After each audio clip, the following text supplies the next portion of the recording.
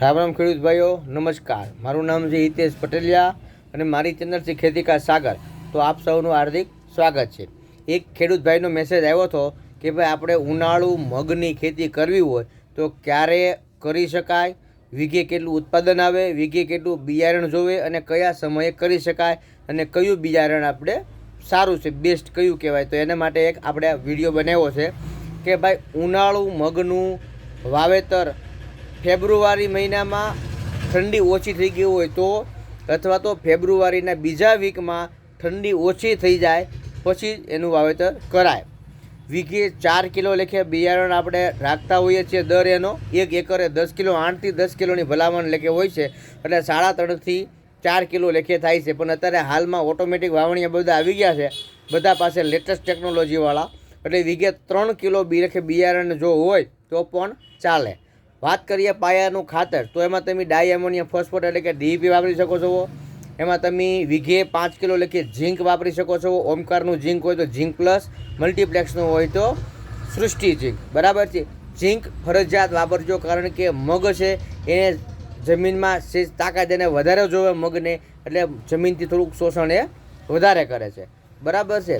તો મગ હાઇબ્રિડ જો કરવા હોય તમારે તો રિસર્ચ વેરાયટી કરવાની। રિસર્ચ વેરાયટીમાં આવે છે સાગર લક્ષ્મીના J4444, જે YVM વાયરસ આવે છે, પીળિયાનો વાયરસ આવે છે, બરાબર છે। એ વાયરસ સામે સારી એવી સક્ષમ જાત છે, બરાબર છે, અને મોટી સિંગ થશે।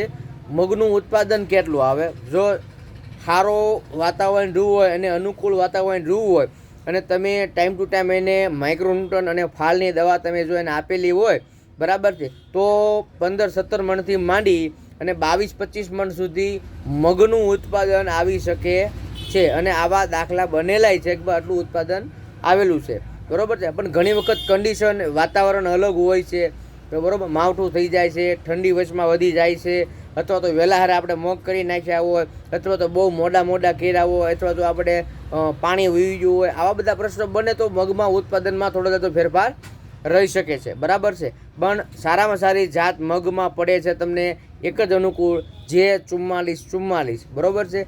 આ મગની માહિતી છે। તો કોઈ ખેડૂતો આ ચેનલમાં નવા હોય તો ચેનલને તરત જ સબસ્ક્રાઈબ કરી દો। લાલ અક્ષરમાં લખેલું છે સબસ્ક્રાઈબ, એમાં દબી દો અને પડખે ઘંટી છે, ઘંટી દબાવી દેવી, એટલે મારો વિડીયો તમને સૌથી પહેલાં મળી જાય। તમે જોવો પછી બીજો વિડીયો ખેડૂત જોઈ શકે, બરાબર છે। એટલે ખેડૂત ભાઈઓને નમ્ર નિવેદન છે કે ચેનલને સબસ્ક્રાઈબ ફરજિયાત કરી નાખો તમે। ત્યાં સુધી હવે રજા આપો, નવો વિડીયો આવે ત્યાં સુધી રામ રામ, જય જવાન, જય કિસાન।